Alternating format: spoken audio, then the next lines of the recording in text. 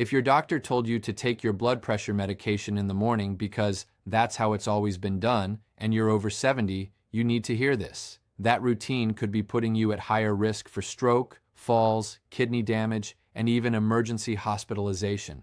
Not because the medication is wrong, because the timing is backwards.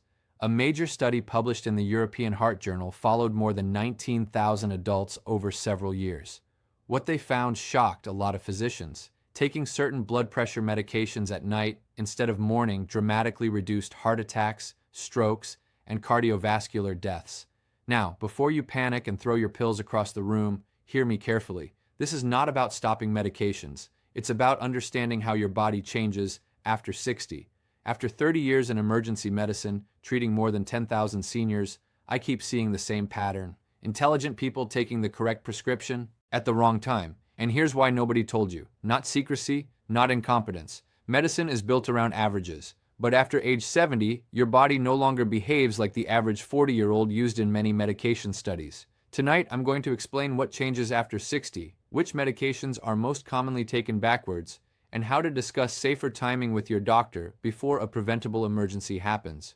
I'm Dr. Richard Hartman. I'm an emergency medicine physician, and for more than 3 decades, I've treated older adults in emergency rooms, rehabilitation units, and intensive care settings. After treating over 10,000 seniors, I've noticed something uncomfortable. Many emergencies aren't caused by the wrong medication. They're caused by the right medication used in the wrong way. A gentleman in his late 70s comes into the ER dizzy and confused after standing up from breakfast. A woman in her 80s falls on the way to the bathroom at 5 a.m. Someone develops dangerous overnight blood pressure spikes even though their daytime readings looked perfect at the clinic. Again and again, the pattern repeats. In this video, I'm going to show you 3 things. 1. Why medication timing becomes completely different after age 60. 2. The 3 most common prescriptions seniors accidentally take backwards. 3. How to safely talk with your physician and pharmacist about adjusting timing without risking dangerous side effects. Quick favor before we start. I hear from people every week who watch several videos and don't realize they're not subscribed. Could you check right now? It's free, takes 2 seconds, and it helps this channel reach people who genuinely need this information. Now here's where it gets interesting. After age 60, your kidneys filter more slowly. Your liver processes medications differently. Your blood pressure regulation weakens. Your sleep cycles shift. That changes everything about how medicine behaves inside your body. Think of it like driving the same car through a snowstorm instead of on a dry road. The vehicle hasn't changed, but the conditions have. And here's what most doctors don't have time to explain during a 12-minute appointment. Timing affects medicine almost as much as dosage, especially after 70. Picture this. You're in your kitchen making coffee around 6:30 in the morning. You stand up too quickly from the table. Suddenly the room spins. Your hand reaches for the counter. You miss. By the time your daughter finds you, you're on the floor with a fractured wrist and a bruised hip. I've seen this exact scenario hundreds of times. Most people think it's just aging. Your doctor might say, be careful when standing up. But here's what's actually happening. Many blood pressure medications peak too strongly during the morning hours when older adults are already vulnerable to dehydration and sudden blood pressure drops. Meanwhile, the body's highest cardiovascular risk period often happens overnight and early morning, exactly when the medication may be wearing off. A 2020 analysis published in the European Heart Journal followed more than 19,000 patients for over 6 years. Researchers found that bedtime blood pressure dosing significantly reduced cardiovascular events compared to morning dosing. The reductions were not small. Heart attack risk dropped by roughly 34%, stroke risk fell by nearly 49%, cardiovascular death dropped substantially. Now, let me be very clear. This does not mean everyone should immediately switch medications to nighttime. Some medications are dangerous at night for certain people. Diuretics, water pills, are the perfect example. If you're taking furosemide or hydrochlorothiazide at bedtime, you're going to spend half the night walking to the bathroom. That increases fall risk dramatically. But here's what actually happens in many seniors. They're prescribed multiple blood pressure medications without any discussion of timing strategy. One patient I treated was taking all 4 of his medications together at 7 a.m. because that was easier to remember. By noon, he was exhausted and dizzy. By 3 a.m., his blood pressure surged dangerously high. Think of it like watering a garden. If you dump all the water at the wrong time of day, the soil dries out when the plants need moisture most. The myth, as long as you take your medication, timing doesn't matter. The reality, your circadian rhythm, your body's internal clock, changes how medications work. Why that matters? After age 70, your body becomes less flexible at compensating for sudden blood pressure changes. Here's the proof. Researchers from the University of Vigo in Spain found nighttime blood pressure control strongly predicted reduced cardiovascular risk. Now here's the uncomfortable truth. Many seniors have something called nocturnal hypertension. That means blood pressure rises at night instead of falling normally during sleep. You cannot detect this from a routine clinic reading, and this is where home blood pressure monitoring becomes extremely valuable. Here's the exact protocol I often recommend patients discuss with their physician.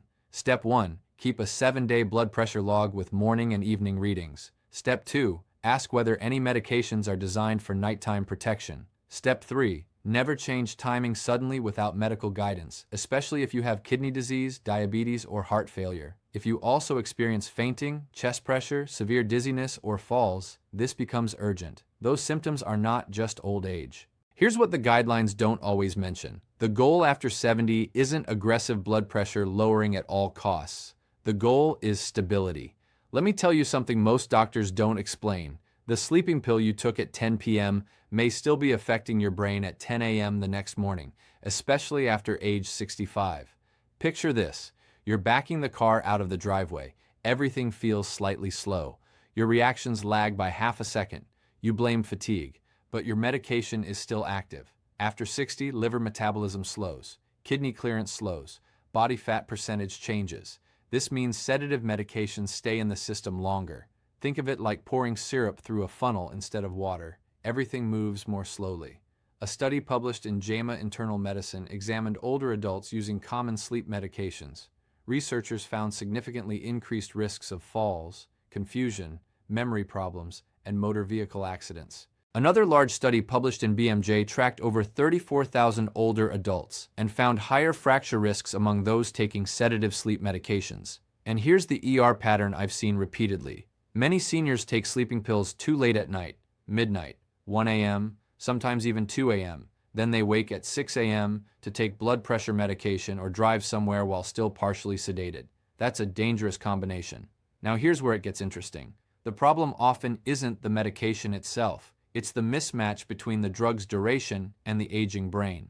After 70, the brain becomes more sensitive to sedatives. Lower doses produce stronger effects. This is why the American Geriatric Society Beers criteria warns about many sleep medications in older adults. The myth, if a little helps more.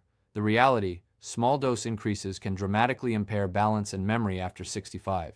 Why that matters? Falls are one of the fastest ways seniors lose independence. Here's what I wish someone had told many of my patients earlier. Poor sleep is frustrating, but a fractured hip can permanently change your life. If you also notice morning confusion, daytime grogginess, balance problems, or memory lapses, this becomes especially important. Here's the exact protocol to discuss with your physician. Step 1. Review every sedating medication, including over-the-counter sleep aids. Step 2. Ask whether your dose is age-adjusted. Step 3. Avoid taking sedatives after midnight unless specifically instructed. Step 4. Create a nighttime fall prevention setup, hallway lighting, clear pathways, stable footwear. And here's what nobody tells you. Many sleep problems in older adults are actually medication timing problems, not insomnia. Wait until you hear this next part. One of the most commonly mistimed medications in America is acid reflux medicine. And taking it incorrectly can make people think the medication doesn't work, leading to higher doses they may not even need. Picture this. You finish dinner.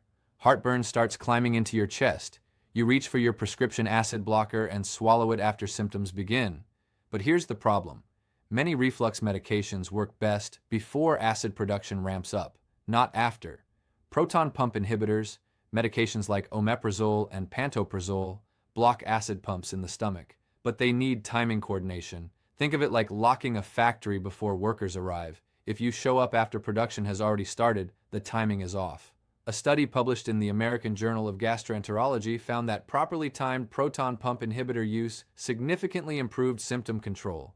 Typically, these medications work best about 30 to 60 minutes before a meal, often breakfast. Yet many seniors take them randomly, at bedtime, after meals. Only when symptoms appear. Here's what actually happens. Improper timing can lead to ongoing symptoms, unnecessary dose escalation, nutrient absorption problems, and prolonged use.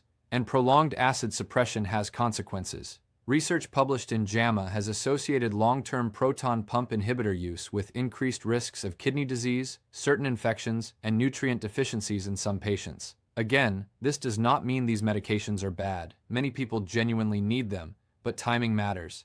In my ER years, I repeatedly saw seniors admitted for weakness, magnesium deficiency, dehydration, or gastrointestinal complications while taking reflux medications for years without periodic review. Now here's the uncomfortable truth. Many people continue medications because nobody ever reevaluates whether the original problem still exists. The myth, take reflux medicine whenever you remember. The reality, these medications often depend heavily on meal timing. Why that matters? Better timing may improve symptom control with lower exposure. Here's the exact protocol. Step 1. Ask your physician when your specific reflux medication works best. Step 2. Take proton pump inhibitors 30 to 60 minutes before the recommended meal unless instructed otherwise. Step 3. Review long-term use yearly. Step 4. Report unexplained weakness, diarrhea, or new kidney issues promptly. If you also have osteoporosis, kidney disease, or recurrent infections, medication review becomes even more important. And here's what your doctor may not have time to explain. The older we get, the more medication management becomes a timing issue instead of simply a dosage issue. Now let's tie all this together, because the real issue isn't just one medication, it's aging physiology. After 60, your body processes medicine differently in at least 4 major ways. First, kidney filtration declines. Even healthy adults lose some kidney filtering capacity with age. That means medications can stay active longer. Second, liver metabolism slows. The body becomes less efficient at breaking drugs down. Third, body composition changes. More body fat and less muscle alter how medications distribute through tissues. Fourth, the brain becomes more sensitive, especially to sedatives, blood pressure changes, and medications affecting balance. A 2021 review published in The Lancet Healthy Longevity highlighted how polypharmacy, taking multiple medications, dramatically increases complication risks in older adults. And here's where it gets interesting. The danger isn't always one medication. It's the interaction between timing, aging, dehydration, sleep, and multiple prescriptions. Imagine an orchestra. If one instrument plays slightly off tempo, the music still works. But when several drift out of sync together, the whole performance collapses. That's what happens in many medication-related emergencies. A sleeping pill overlaps with a blood pressure dip. A dehydration episode combines with a diuretic. A nighttime bathroom trip meets poor balance. Suddenly, a healthy, independent adult becomes an ER patient. Here's a self-test I encourage many seniors to try. Look at your medication list tonight. Ask yourself, do I know why I take each medication? Do I know the best time to take each one? Has anyone reviewed interactions in the last year? Have I had new dizziness, confusion, or falls since starting any medication? If the answer is no, that doesn't mean you've done something wrong. It means modern medicine often moves too fast for detailed education. And here's what nobody tells you. Medication management after 70 should be treated almost like nutrition. Timing, combinations, and consistency matter enormously. The research is clear. Medication timing matters far more after age 60 than most people realize. This isn't speculation. This is evidence from large population studies, emergency medicine experience, geriatric research, and cardiovascular outcome data. The biggest mistake I see is seniors assuming medications work like light switches. Take pill, get effect. But here's what actually happens. Your body runs on biological rhythms, and after 70, those rhythms become more fragile. Here's exactly what to do. Review every medication with your doctor or pharmacist at least once yearly. Ask specifically, what is the best time for me to take this medication at my age? Keep a written medication schedule. Monitor for dizziness, confusion, falls, nighttime bathroom trips, and morning grogginess. Never change timing abruptly without medical supervision. In the first week of better medication organization, many people notice fewer missed doses and more stable energy. By the first month, some notice improved sleep quality, fewer dizzy spells, or better blood pressure consistency. After several months, the real benefit becomes clearer.